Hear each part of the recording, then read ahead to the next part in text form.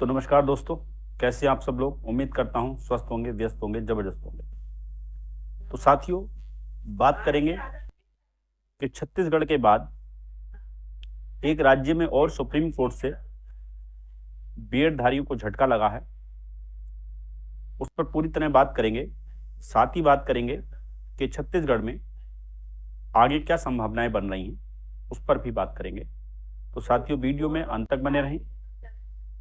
आप सभी साथियों का स्वागत है आपके चैनल गेट सॉल्यूशन में।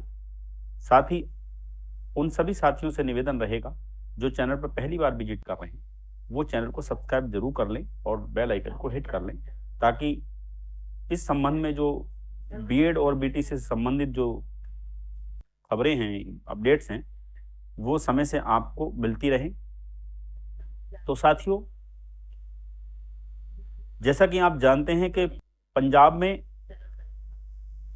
जो प्राइमरी शिक्षक की वैकेंसी थी, उसमें वहां के हाई कोर्ट ने सितंबर 2024 में ऑर्डर पास आउट किया था कि बीएड धारियों को वहां पर नियुक्ति नहीं दी जाएगी प्राइमरी में।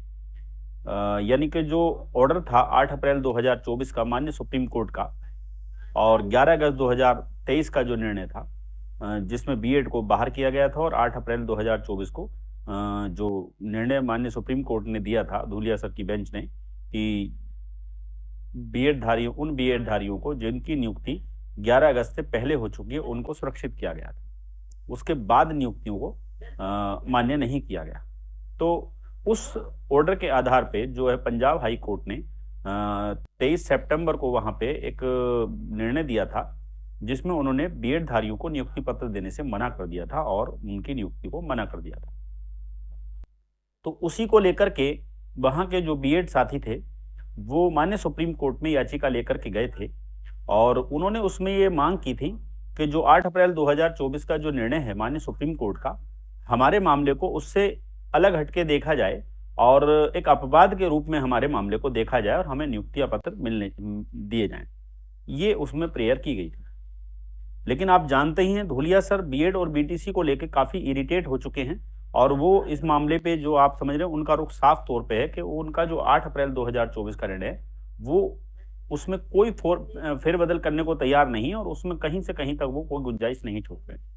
उन्होंने उस एसएलपी को खारिज कर दिया और ये कहा कि हम जो है, जो हमारा 8 अप्रैल 2024 का जो निर्णय है, वो वही सही है, और उसी के जो ध्यान में रखते हुए जो मान्य पंजाब और हरियाणा हाई कोर्ट चंडीगढ़ ने जो निर्णय दिया है, वो बिल्कुल ठीक दिया है, सही दिया है, और हम उसमें कोई भी ऐसा कारण हमें नज़र नहीं आता जो उसमें हम कोई इंटरफेयर करें, और वो ठीक है।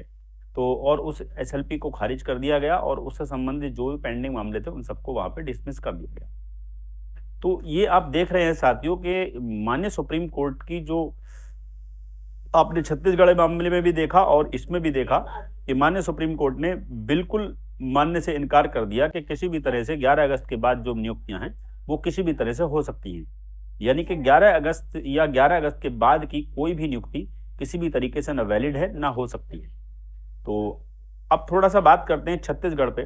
तो छत्तीसगढ़ की हम बात करें तो जैसा कि कंटेम्प्ट ऑफ कोर्ट की कार्रवाई 25 तारीख में भी अभी लगी हुई थी, लेकिन वो मामला वहां टेकअप नहीं हो पाया, और वहां पर आप देख रहे हैं सरकार जो है पूरी तरह से जो है वो रिव्यू में जाने का मन अपना बना चुकी है और रिव्यू में जाने की तैयारी में।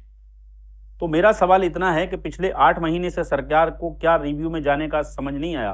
भाई, आप जो 8 महीने से बैठे हुए हैं बिल्कुल नाक कान आंख मुंह कान बंद करके, और आपको तब नहीं लगा कि हमें रिव्यू में जाना चाहिए? एक्चुअली सत्यता यह है कि रिव्यू में रखा कुछ नहीं है। इन्हें अगर कुछ लगता रिव्यू में कुछ हो सकता है तो ये रिव्यू में पहले चले जाते।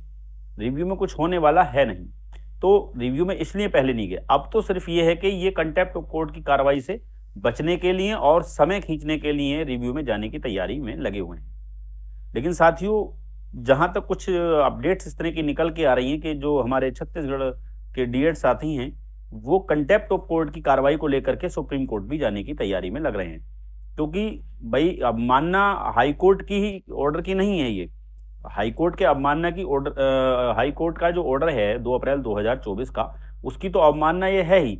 साथ ही साथ जो 28 अगस्त 2024 को माननीय सुप्रीम कोर्ट ने जो अपना ऑर्डर पास आउट किया है, उसकी भी ये अवमानना है। तो ये मामला जो है माननीय सुप्रीम कोर्ट में जो है कंटेम्प्ट ऑफ कोर्ट के रूप में जा सकता है। तो जाहिर सी बात है, ये मामला सरकार की ये तानाशाही है। और कई बार क्या है, सरकारें जो हैं सोचती हैं कि हम हाई कोर्ट के ऑर्डर को और सुप्रीम कोर्ट के ऑर्डर को पलट देंगे, लेकिन ये होता नहीं है। अंततः जो है इन्हें जो है डीएड को नियुक्त होना ही चाहिए कि भाई आप डीएड को नियुक्तियां दे दीजिए। जो बीएड वाले हैं उनको आप बचाइए, आप उनके लिए बीच का रास्ता निकालते रहिए। आप जो है सुप्रीम कोर्ट का और हाई कोर्ट का जो आदेश है उसका पालन करते हुए जो है छत्तीसगढ़ में डीएड नियुक्ति जो डीएड हमारे योग्यताधारी लोग हैं, साथी हैं, उनको आप जो है नियुक्तियां दे देनी चाहिए। लेकिन सरकार भी क्या है, पॉलिटिकल प्रेशर में कहीं ना कहीं रहती है। अगर वो उन्हें बाहर करती है बीएड वालों को, तो विपक्ष के हाथ एक मुद्दा लग जाएगा कि भाई आपने इन्होंने नौकरी दे दी थी और इनको अपने सड़क पर कर दिया, बाहर कर दिया। और डीएड को नहीं देते तब भी मुद्दा सरकार के विपक्ष के पास है।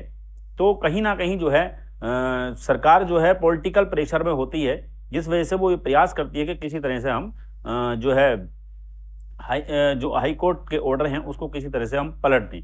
लेकिन ये संभव नहीं है, क्योंकि ये मामला इतना स्पष्ट हो चुका है कि ये मामला पलटने की कोई स्थिति कहीं से कहीं तक नहीं है। और रिव्यू में जाने से कुछ होने वाला नहीं है। रिव्यू ये खारिज हो जाएगा, इसमें कुछ नहीं होगा। रिव्यू में देखना, या तो एक्सेप्ट ही नहीं होगा, एक्सेप्ट हुआ तो ये खारिज हो जाएगा।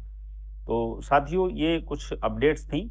और आगे जो भी इस संबंध में जानकारियां मेरे पास उपलब्ध होंगी, वो मैं लेकर के फिर आपके बीच उपस्थित होता रहूँगा।